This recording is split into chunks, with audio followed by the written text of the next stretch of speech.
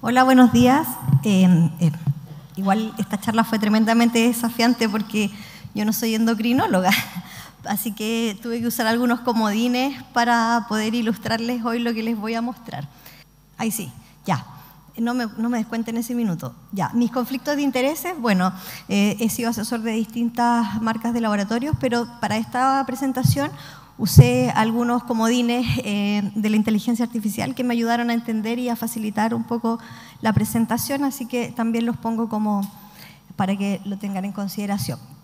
La vitamina D es una prohormona y es esencial para la salud ósea, eso todos ya lo sabemos, yo no les voy a hablar de hueso hoy día, pero en las últimas décadas se ha encontrado y se ha visto que tiene múltiples funciones en otros órganos y principalmente en el sistema inmune. El metabolismo de la vitamina D es tremendamente importante entenderlo. Yo creo que es mejor sin imagen para que pues, se puedan ver mejor los dibujos. Esto no es puntero. Aquí. Sí, ya. La vitamina D como prohormona viene en forma de vitamina D2 y D3. La de origen vegetal es la D2 y la D3 es la que se metaboliza en la piel. Es tremendamente importante considerar que para la metabolización de la vitamina D en la piel necesitamos la luz ultravioleta. Y aquí viene la primera pregunta. ¿El uso de los bloqueadores solares, cierto, afecta o no la vitamina D? Y en teoría sí la afecta, ya porque bloquea la longitud de onda que es necesaria para la metabolización de la vitamina D en la piel. Ahora, eso si lo usáramos como debiéramos usarlo, es decir, más de 3 veces con reaplicación, ¿cierto?, en menos de 2 horas, por lo tanto eso es bien difícil, generalmente uno se echa una vez y chao. Así que en verdad, teóricamente sí lo afecta, pero en la práctica lo más probable es que no. Una vez que la vitamina D pasa por el hígado, se transforma en 25-hidroxivitamina D, que es la principal forma circulante y es la principal forma que medimos para, en el fondo, evaluar si hay alguna alteración de la vitamina D. Después, esta 25-hidroxivitamina D pasa al riñón y a través de la hidrolasa, ¿cierto?, es transformada en la vitamina D activa, que es la que genera las funciones en los distintos órganos que vamos a ir a ver. Ahora, ¿cómo se asocia esto con inflamación crónica? La inflamación crónica es un estado persistente de activación inmunológica, y ahí vamos a ir viendo cómo se conecta esto con la vitamina D, sin necesariamente tener una amenaza aguda que esté haciendo que el sistema inmune se active. Es prolongada y tiene un bajo grado de intensidad, pero genera en el largo plazo mucho daño, ¿cierto? Y está implicada, ya lo mencionaron durante la mañana, con distintas enfermedades cardiovasculares, diabetes, obesidad, otras. Y del punto de vista inmunológico está vinculada a enfermedades autoinmunes y neurodegenerativas. La evidencia científica asocia la vitamina D con, sobre todo los niveles bajos, con un mayor riesgo de estas enfermedades inflamatorias crónicas. Hay un montón de estudios epidemiológicos en donde uno puede revisar, dependiendo de las latitudes, ¿cierto?, en donde la exposición solar es menor o mayor, cómo hay mayor asociación de enfermedades inflamatorias crónicas con el déficit de vitamina D. Y, por ejemplo, pacientes con artritis reumatoide, lupus u otras enfermedades inflamatorias presentan niveles séricos de 25-hidroxivitamina D mucho más bajos que la población sana o que no tiene estas enfermedades. Y hay un montón de ensayos clínicos, ¿cierto?, que han demostrado que la vitamina D logra reducir los marcadores inflamatorios cuando se suplementa. PCR, interleuquina 6, TNF-alfa, se reducen en casi todos los estudios, independiente de la patología, cuando hay suplementación de vitamina D. ¿Podrían sacar mi imagen para que los monitos se puedan ver mejor, por favor? Acá, ¿cierto?, podemos ver por qué todos los estudios son tan dispares, porque la vitamina D tiene, ¿cierto?, bueno, no se ve, pero en el centro, no sé dónde está el puntero, no lo veo. Ya, en el centro está la 25-hidroxivitamina D, que es lo que medimos, pero la vitamina D tiene un montón de otros metabolitos, ¿cierto?, que no son medidos y que en algunas circunstancias se han asociado a enfermedades. En el cuadro más pequeño que está al lado se ven las principales formas de vitamina D que han sido asociadas a enfermedad, y la verdad es que no las medimos, no medimos ninguna de ellas, solo la 25-hidroxivitamina D.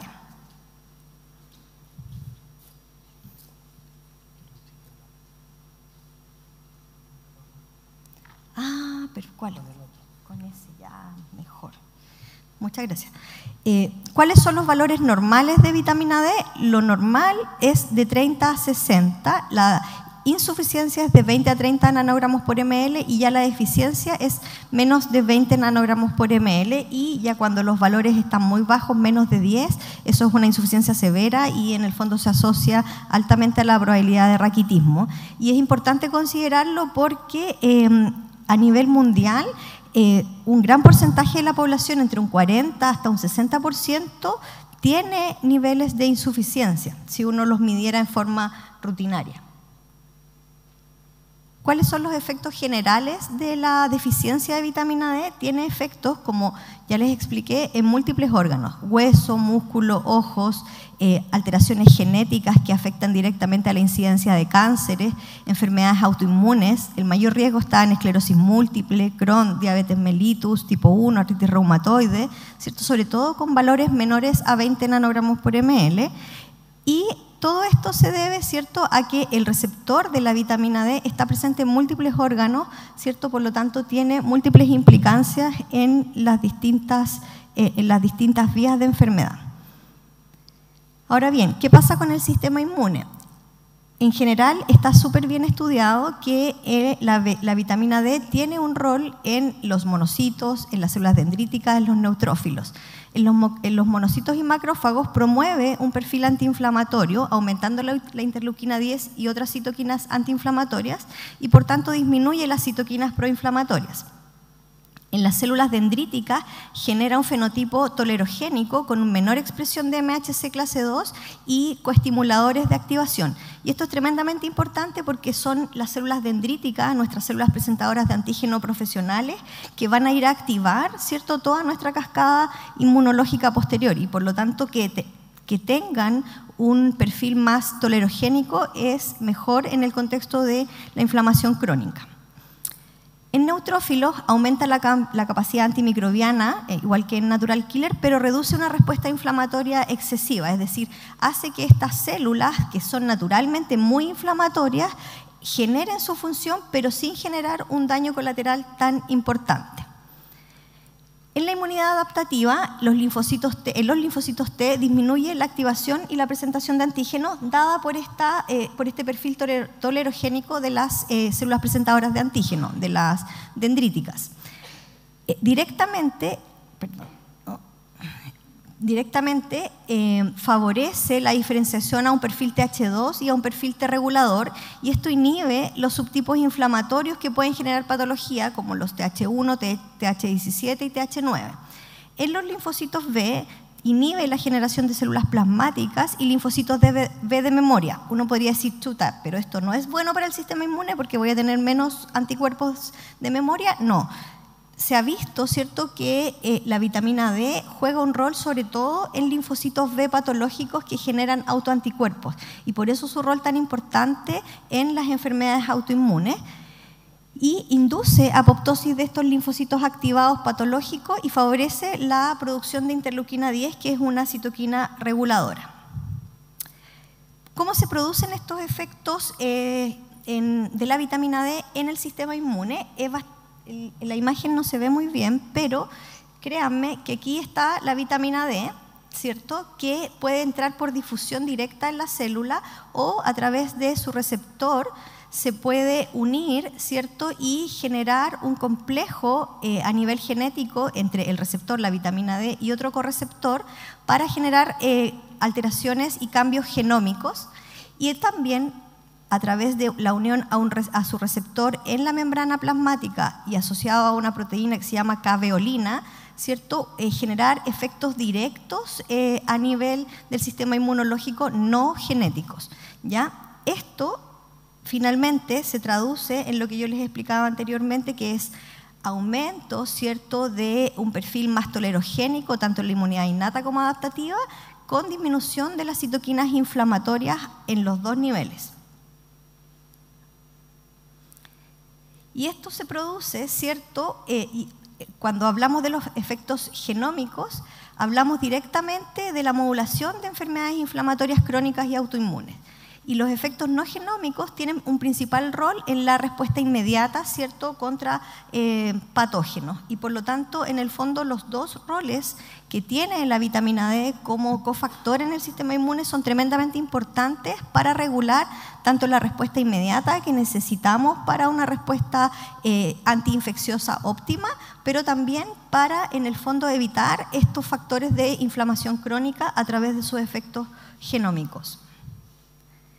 ¿Cuáles son los impactos confirmados de la deficiencia de vitamina D en estudios, por ejemplo, con metaanálisis o estudios en el fondo con harto N de pacientes? Disminuye directamente las infecciones respiratorias cuando se suplementa y está en déficit.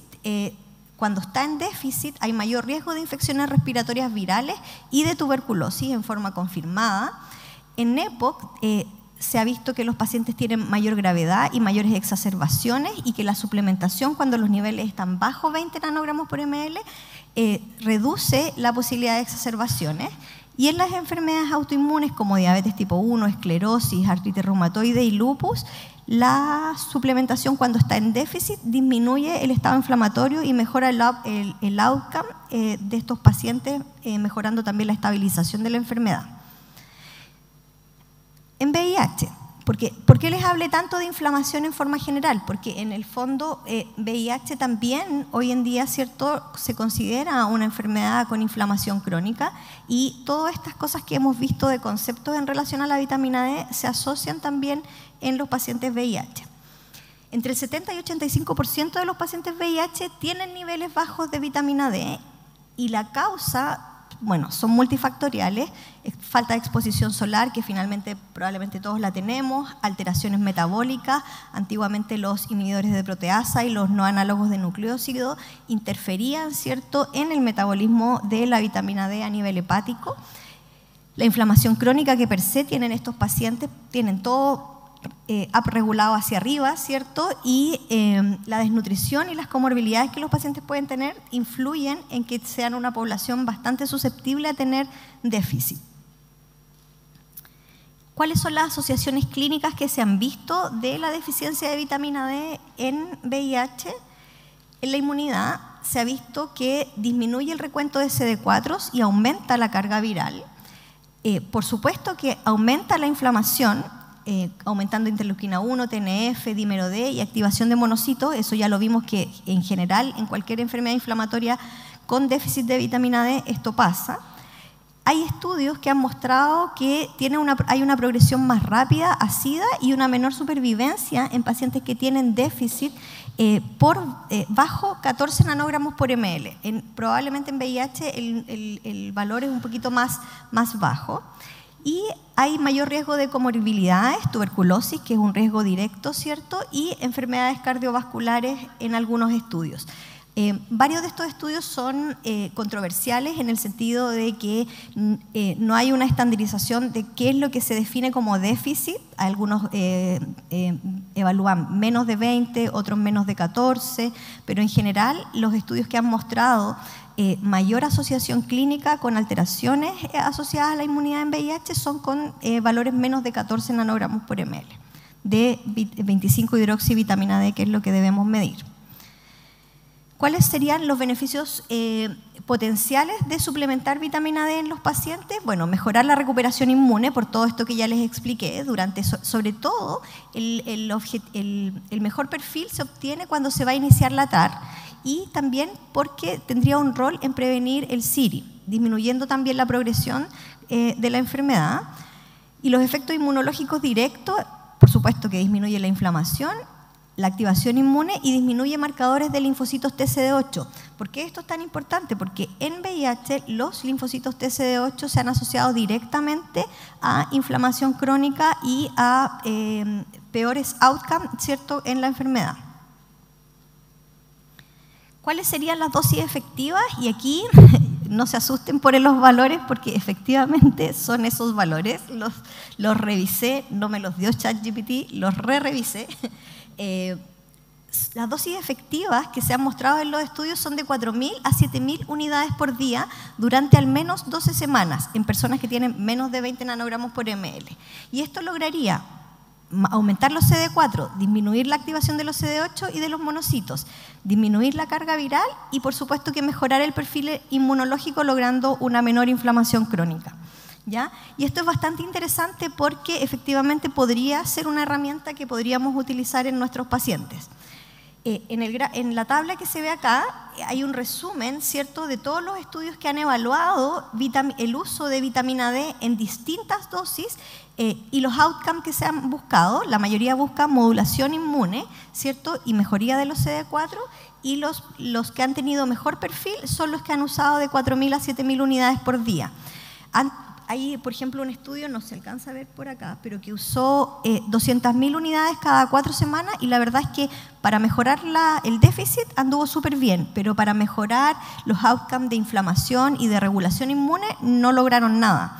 Por lo tanto, en el fondo, al parecer, una dosis más alta pero más constante sería mejor que una dosis de carga en forma intermitente. ¿Cómo la vitamina D, la deficiencia, influye en las infecciones oportunistas? Y este es un estudio, ¿cierto?, retrospectivo que se hizo en Corea del Sur, en donde se evaluó a 440 pacientes con VIH y se evaluó la deficiencia de vitamina D calculando con una curva de ROX, ¿cierto?, que el valor más importante era menos de 14 nanogramos por ml, y eso se asoció, por supuesto, a mayor riesgo de infecciones oportunistas. Si uno compara en esta tabla las infecciones oportunistas según el nivel de CD4, por supuesto que CD4 menos de 50 son los que tienen el mayor riesgo relativo de tener infecciones oportunistas, eso lo sabemos todos. Pero cuando evaluaron y en el fondo hicieron esta evaluación con odds ratios ajustados, la deficiencia de vitamina D genera un riesgo de cualquier infección oportunista con un odds ratio de 3,05. Si nos vamos directamente a citomegalovirus, es de 3,5 y de tuberculosis de 10. O sea, es tremendamente importante en la deficiencia de vitamina D, el riesgo de infecciones oportunistas. Y para neumonía por PCP no se vio asociación. Hay un montón de otros estudios, yo podría seguir mostrándole estudios que se han hecho en relación a la deficiencia y asociación con VIH, pero les voy a mostrar 3. Este estudio evaluó la eficacia, ¿cierto?, de la suplementación con vitamina D y el colesterol.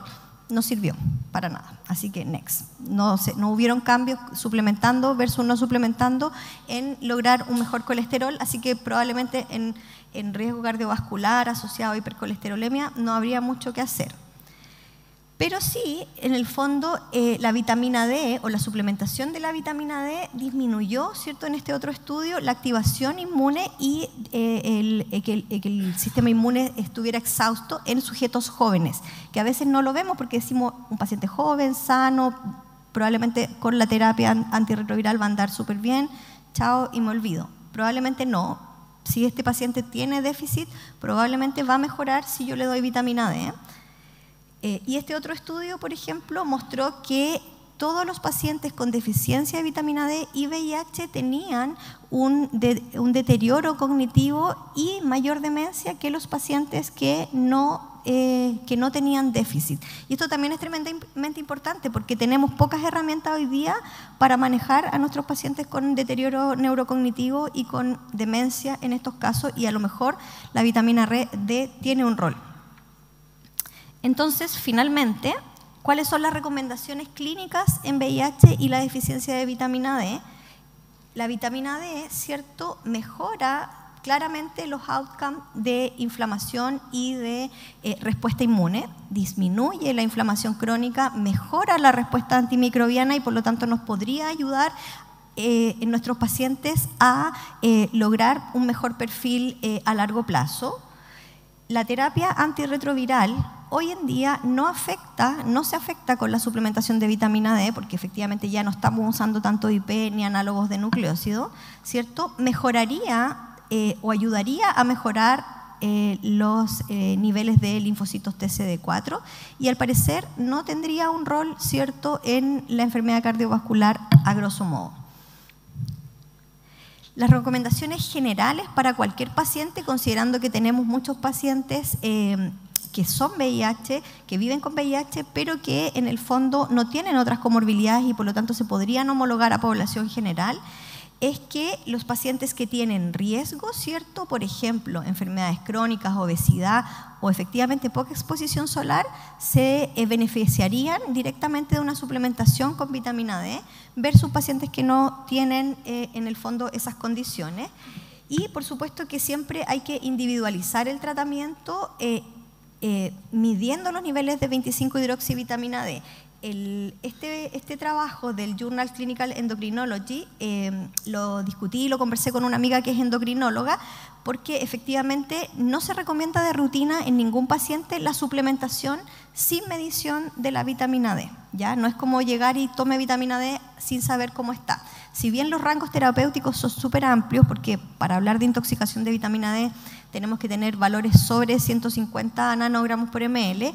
Doctora, un minuto. La verdad, sí, estoy terminando. La verdad es que efectivamente si uno quiere generar una dosis efectiva de suplementación debe medir primero los niveles.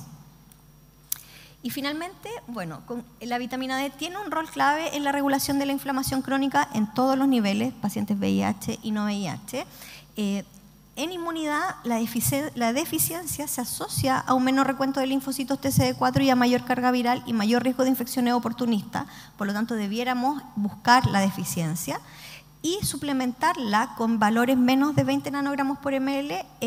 Aún efectivamente no está claro el riesgo-beneficio en el sentido de que no hay grandes estudios, doble ciego, etcétera, que den una evidencia clase A. Pero efectivamente parece que todo apunta hacia allá y efectivamente todavía hay ciertas incertidumbres sobre la dosis óptima. Ya vimos que había muchos estudios con distintas dosis y distintas formas de suplementación y por lo tanto probablemente eso es lo que tenemos que ir aclarando.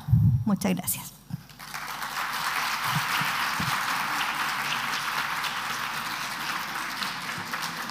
Muchas gracias.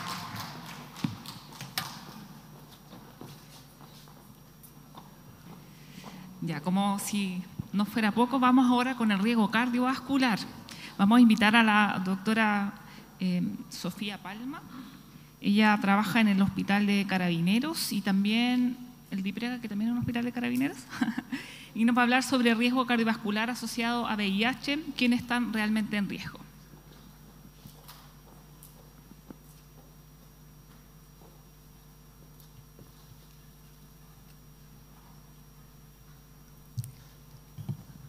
Hola, buenos días a todos.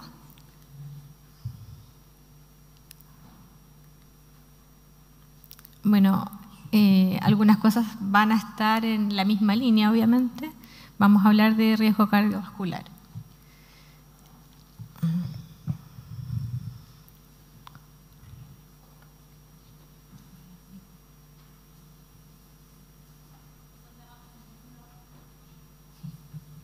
Ya. ¿Qué vamos a ver? Vamos a ver algunos aspectos de la epidemiología, fisiopatología, el estudio REPRIV, que ya lo había nombrado, algo del riesgo cardiovascular y las terapias que siempre se va investigando, algunas cosas de hipertensión y las conclusiones. Yo también prefiero la pantalla grande. Bueno, todos sabemos que el riesgo cardiovascular está establecido y ya tiene su lugar en las guías de cardiología internacionales hace años, ¿cierto? Y además nuestros pacientes no solo tienen VIH, ¿ya? También son hipertensos, también son diabéticos, también son obesos y algunos son sedentarios, otros no, ¿ya? Entonces, eso hace más complejo el escenario. Para el año 2030, algunos estudios dicen que el 70% aproximadamente de las personas con VIH serán mayores de 50 años. Entonces, en el fondo, nuestra población va envejeciendo y, por tanto, también va cursando con patologías propias de la edad, ¿ya? Por otra parte, este riesgo cardiovascular se ha ido observando que es mayor que en la población general, por eso estamos hablando de esto. Entonces, debemos tener algunos conceptos básicos de riesgo cardiovascular, ¿ya? De prevención, y no solo es el corazón, ¿cierto? También tenemos TIAs, accidentes vasculares, enfermedades oclusivas crónicas y otras, ¿ya? Se estima que los pacientes con VIH, cuando cursan con un evento cardiovascular, lo hacen 10 años antes que una persona que no tiene VIH, ¿ya? Ahora vamos a ver un poquito la epidemiología. En general, cuando se introdujo, después del estudio START, ¿ya? Se ha visto que el riesgo cardiovascular ha ido bajando, ¿ya? Y esta inflamación crónica que teníamos a estos pacientes que estaban sin terapia antirretroviral en los años 90, fue bajando, y eso se los voy a mostrar en un par de estudios muy bonitos, ¿ya? Los estudios de cohorte nos han ido ayudando a ver esto. Este es uno de los estudios, ya es un estudio multicohorte grande, el estudio de AD-RESPOND, y tiene más de 55.000 pacientes seguidos por más de 6 años, ¿ya? Y estos son pacientes como los nuestros o peores, ¿ya? Entonces, bueno, en general era una población que tenía bastante tasa de hepatitis C, menos de hepatitis B, el 6% era diabético, y si nos vamos a la obesidad con índices mayores de 30, alrededor del 10%. Fumadores, una gran mayoría, ¿cierto? Alrededor de, si mal no recuerdo, era como el 30%. ¿Y qué se vio en esta cohorte? Ellos evaluaron el riesgo cardiovascular por décadas, ¿ya? Entonces, en el centro vemos entre el año 99 y el 2009. Y a la derecha vemos entre el 2010 y el 2020. Esto es similar a lo que se vio en el estudio START, entonces vemos que el riesgo de muerte de cualquier causa fue bajando con los años, porque obviamente tratamos a todos los pacientes, ¿ya? Pero también disminuyó el riesgo cardiovascular, ¿ya? En el medio de la tabla, en el segundo, está 334 con un riesgo relativo 1.5 veces más, y bajó a 179, siendo 1.1 más veces de riesgo cardiovascular. Esto también se ve en colores. La tasa baja, pero no desaparece, ¿cierto? Entonces, en el fondo, el riesgo cardiovascular va a seguir ahí porque además la población es obesa, es diabética, etcétera. En el color verde está el riesgo cardiovascular. Entonces, si se fijan, están los años y vamos avanzando, pero se mantiene ahí el renglón de riesgo cardiovascular. Este es otro metaanálisis que evaluó el riesgo cardiovascular y estableció en 2.1 el riesgo cardiovascular, ¿ya? El riesgo cardiovascular, además, es mayor en poblaciones más vulnerables, ¿ya? Por ejemplo, en África, que tiene una alta tasa de VIH, también tienen una alta tasa de riesgo cardiovascular.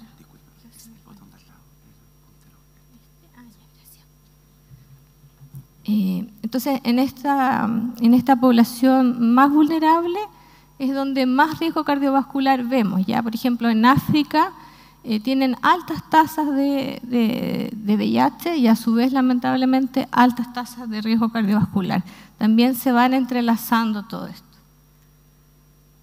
Y como hemos hablado en las charlas previas, todo parte con la inflamación crónica, ¿ya? Tenemos esta depresión de los linfocitos que tenemos en el sistema digestivo, que se mantiene en el tiempo, que no se recupera, ¿ya?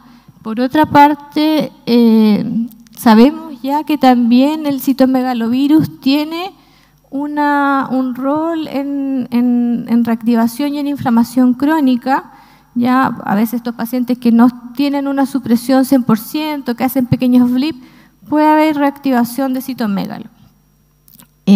Por otra parte, esto a su vez genera esta inflamación crónica, aumenta los niveles de LDL, tenemos este paciente con dislipidemia, tenemos este estado protrombótico, el puntero no, ya. Tenemos este endotelio disfuncional, ¿ya? Y a su vez, en estos mismos puntos es donde tenemos que trabajar y centrarnos, ¿ya? Tratando obviamente de disminuir cada uno de ellos. Esta diapo mezcla un poco todo, ya es el resumen de todo.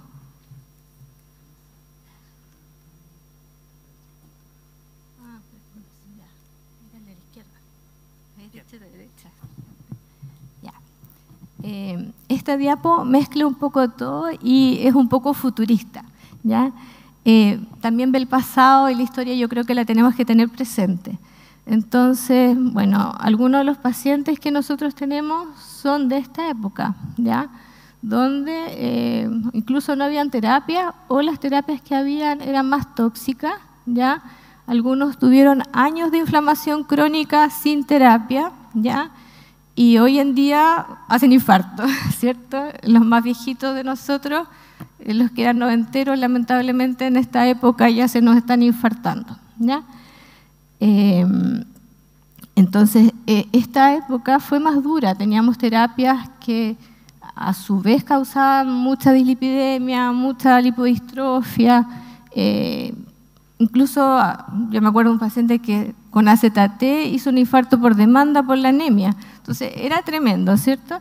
Ya, ahora tenemos este escenario, ya con las nuevas drogas, ya la mayoría en el mundo está con inhibidores de integrasa, ya, y está con una buena supresión, ¿cierto? Pero aún en el fondo sigue la inflamación crónica, ¿ya? A futuro, en el fondo, vamos a tener este otro escenario donde vamos a tener pacientes con biterapias, con terapias con menos toxicidad, algunos pacientes con terapia inyectable, que tengan mejor incluso supresión virológica. Y esto bajaría la inflamación crónica también, ¿ya? Y todos sabemos que hay estrategias en estudio de cura, ya que también se va a hablar en el curso, que también podrían ayudarnos a disminuir la inflamación crónica. Esta diapo es extensa solo para que vean que en realidad lo que yo voy a hablar es nada, ¿ya? Hay muchas patologías cardiovasculares que podemos ver, algunas ya no las vemos afortunadamente, que eran más asociadas a tapacía, pero en el fondo es para que lo tengan en cuenta. Por otra parte, tenemos a nuestras amigas las estatinas, ¿ya? Las estatinas tienen un rol ya importante. Ay, perdón.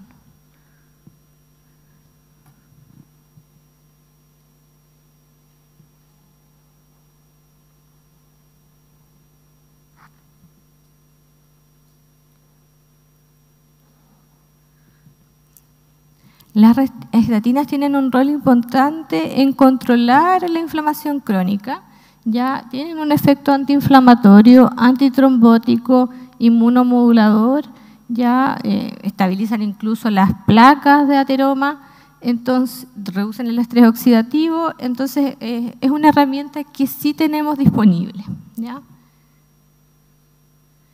Entonces surge este estudio que es el estudio REPRIV, ya que fue elaborado con pitavastatina, ya, y ellos evaluaron en el tiempo cualquier evento cardiovascular mayor, muerte cardiovascular, infarto, TIA, enfermedad arterial oclusiva o revascularizaciones, ¿ya? Y lo interesante de este estudio es que lo hizo en pacientes que evaluaban el riesgo cardiovascular y tenían un riesgo cardiovascular bajo, ¿ya?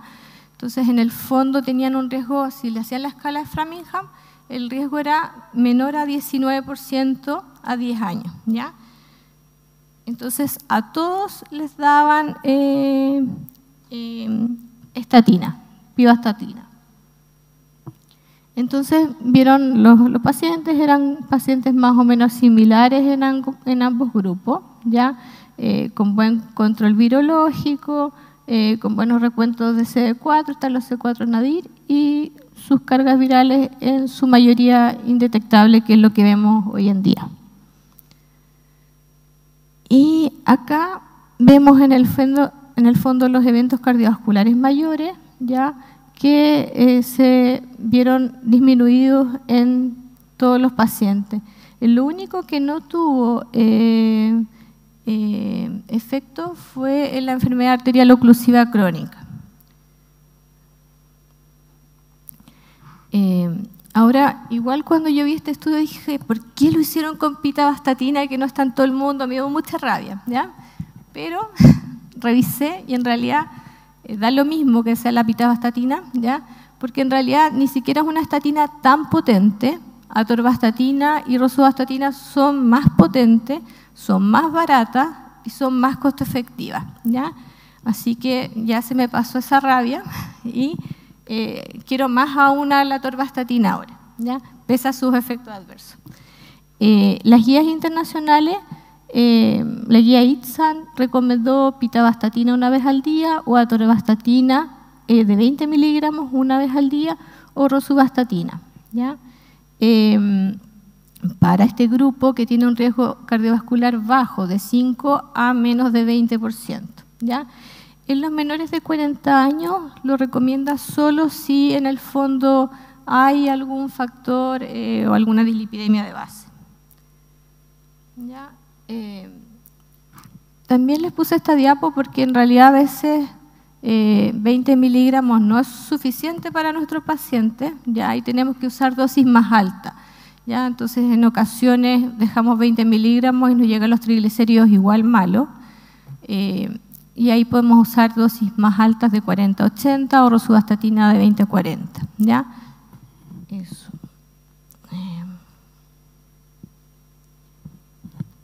También me llamó mucho la atención leyendo y revisando, porque tampoco soy cardióloga, ¿ya? Y encontré esto que me llamó mucho la atención, ¿ya?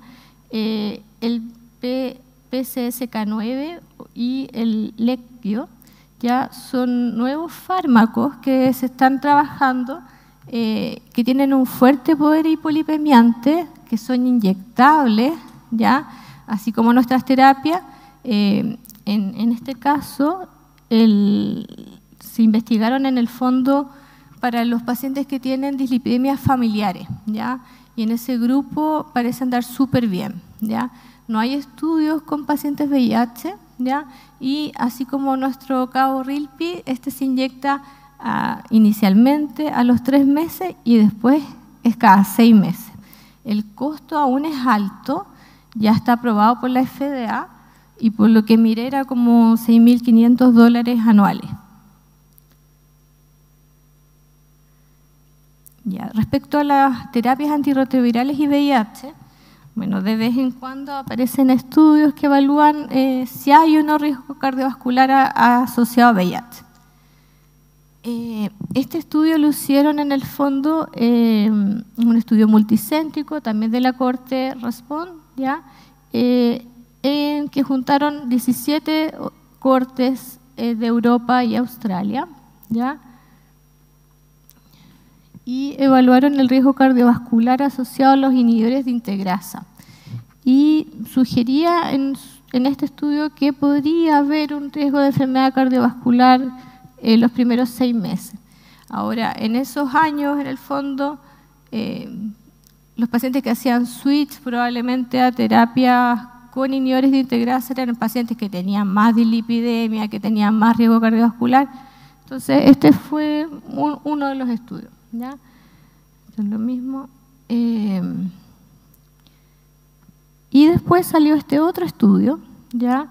Que en el fondo fue a revisar si esto era comprobable, lo evaluaron, y en este estudio en el fondo no se asoció los inhibidores de integrasa a más eventos cardiovasculares, ¿ya?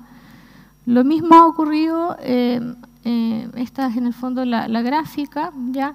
Y al ajustar variables de dislipidemia, etcétera, no se vio aumento del riesgo cardiovascular con los inhibidores de integrasa. En este otro estudio, en abacavir, en el fondo, sabemos ya que hay dos estudios previos, uno que dijo que sí había riesgo cardiovascular, otro que no había riesgo cardiovascular, y salió este otro estudio el año 2023 que dijo que el uso reciente de abacavir podría ser un aumento de riesgo cardiovascular, ¿ya? Respecto a hipertensión y VIH, este es otro problemón de nuestros pacientes, ¿ya? A nivel de pacientes sin VIH, esto ya es un problema, ¿cierto? En la población, la prevalencia de hipertensión entre los 25 y los 64 años fue de un 44%, y en mayores de 65 años fue de un 74%. Yo la verdad es que quedé impresionada. Ahora, si esto lo analizamos en VIH, es aún mayor, ¿ya? Los hombres en general, en este estudio, mayores, los hombres tenían 2,3 veces más probabilidad de tener hipertensión que las mujeres, ¿ya? Y la prevalencia de hipertensión fue de casi un 70%, ¿ya? Recordar que las cifras de control de la presión han ido aumentando en las guías, ya están cada vez más estrictas, ¿ya? Y en este estudio se usó ese criterio de 130,80. Recordar que la hipertensión es un factor de riesgo cardiovascular, es una de las cosas que deberíamos tratar de mantener en buen control a nuestros pacientes, ya hacerles sus electros, sus ecos, mandarlo al cardiólogo. En el fondo, el otro problema que nosotros tenemos con los pacientes es que les dejamos las terapias y no se las toman, ¿ya? Así como hoy en día nosotros quisiéramos tener niveles plasmáticos de las drogas de nosotros en orina o qué sé yo, también hay algunos trabajos en que miden drogas de los hipotensores en orina, ¿ya? Y las adherencias no son tan buenas a las terapias para la hipertensión. Entonces eso es algo que también hay que manejar, ¿ya? Recordar que la hipertensión por sí sola es un factor de riesgo cardiovascular, ¿ya? Y esto se ve incrementado en nuestros pacientes. Doctora, 2 minutos.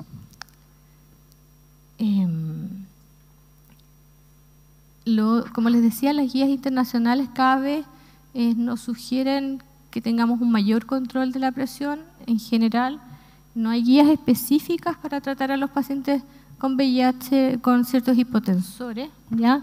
Usamos lo que se usa en cualquier paciente hipertenso, pero en el fondo las guías nos sugieren tratar de no llegar a estas metas y buscar estos objetivos más ideales con presiones sistólicas de 100 a 129, ¿ya? Otra cosa importante en nuestros pacientes que se relaciona con la hipertensión, con la inflamación, es la presencia de albuminuria, ¿ya? En los pacientes con VIH, la presencia de albuminuria es 4 veces mayor que la población general, y es algo que quizás también tenemos que estar mirando y vigilando y quizás evaluándolo con el nefrólogo. Esta diapo se repite, ¿ya? Pero ya todos sabemos en el fondo que el TAF y los inhibidores de integrasa sí tienen un aumento mayor de peso, que también es algo que tenemos que vigilar, ¿ya? Entonces, en el fondo, en resumen, ¿ya? Tenemos un paciente que tiene un riesgo cardiovascular que está ya estudiado, demostrado, que tenemos que tratar de, en el fondo, de educar, de buscar que tenga vías saludables, ¿cierto? De que se tome sus hipolipemiantes cuando tenga más de 40 o si tiene ya una dislipidemia siendo joven, ¿ya? Que tenga una dieta saludable, que ojalá no fume, ¿ya? Que haga ejercicio, que coma bien, etc. también el paciente tiene que entender un poco que él es el beneficiado, que ideal si es que va a la nutrióloga o a la nutricionista que adhiera y le haga caso. Yo en realidad antes de mandarlo le digo, ¿tú quieres ir a la nutrióloga? ¿Quieres ir a la...? Porque si no, no hacen caso, ¿cierto? Y nadie va a perder tiempo. Pero la idea es tratar de educar, ya darnos el tiempo.